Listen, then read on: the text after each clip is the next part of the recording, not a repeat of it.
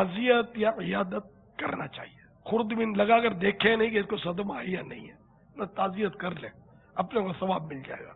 इयादत कर ले, अपने को सवाब मिल जाएगा। एक साईं भाई ने अपना बताया कि मेरे वालिद साहब बीमार थे, बूढ़े थे, लेकिन मैंने खुद अपना तजर्बा किया। वो खुद बता रहे थे, मैं जब इनको पूछता था ना तबीयत इनकी, उससे खुशी का इजहार करते और मुझे सारी डिटेल बताते हैं कि यूं भी है, ये तकलीफ भी है, वो दर्द भी है।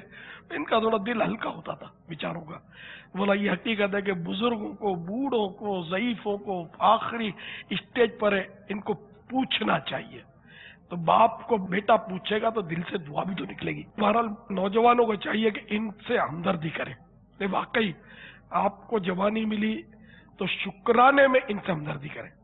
इनके कुछ जरूरत की चीज इनको हो तो बिन मांगे दे। आज आप किसी बूढ़े की, बुजुर्ग की, उम्र रसीदा आदमी की हमदर्दी करेंगे, उनका इकराम करेंगे, तो अल्लाह ताला आपके लिए बुढ़ापे में खिदमत करने वाले मुहैया फरमा देगा। ये होते ठुकराए हुए, इन बेचारों को चूंकि गुस्सा भी ज्यादा आता होता है अक्सर, तो फिर औलाद खिलाफ हो जाती है। औलाद को खिलाफ हो नहीं जाना चाहिए, औलाद को बर्दाश्त करना चाहिए। तो अब औलाद चूंकि लिफ्ट करवाती नहीं है, बेटा पूछता नहीं है, बेटी पूछती नहीं है, बुढ़िया या तो हयात है तो वो बेचारी अपने में पड़ी है, या बाज़ औक़ात ये भी सदमा होता है कि वो भी जा चुकी होती है, अब ये अकेला है, ये बेचारा क्या करे। अब ये क्या, इनको गुस्सा नहीं करना चाहिए बुजुर्गों को।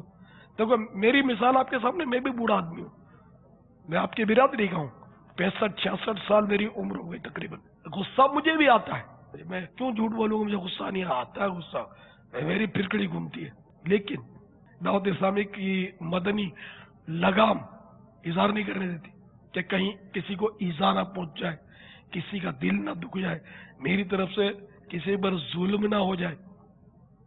और जवानों को जुल्म से रोकता हूँ, जवानों को गुस्सा नाफिज करने से मैं रोकता हूँ, और मैं मतलब झाड़ा जड़ी कर दूं तो कैसे चलेगा। तो गुस्सा आता है बूढ़ों को, लेकिन इस पर कंट्रोल करना है अपने को। वो हदीस पाक में कि इससे बेहतर कोई घूंट नहीं है जो इंसान पिए, यानी गुस्से का जो घूंट पिया ना, ये सबसे बेहतरीन घूंट है। ये मजमून है हदीस पाक। तो इसलिए मतलब गुस्सा आता है, मिजाज के खिलाफ कोई बात हो जाती है तो बाजू का गुस्सा आ जाता है, कभी मुझसे निकल भी जाता है। तो फिर मेरी आदत है कि मैं माफी मांग लेता हूँ। तो आप भी अगर ये रविश इस्तेमाल कर लेंगे, लेकिन जानबूझ के झाड़ना फिर माफिया मांगना, ये इसकी इजाजत नहीं है शरीयत में। यानी कि बतकाज़ा बशरियत, गुस्सा आ गया और फिर कुछ होवाटी कर दी, शोर शराबा कर दिया, झाड़ दिया, फिर थोड़ा ठंडे हो जाओ, माफी मांग लो, घर में अपनी औलाद से भी माफी मांग लो। तो बहरहाल ये कि औलाद को भी चाहिए कि वो अपने बूढ़े माँ बाप के साथ हमदर्दी करे।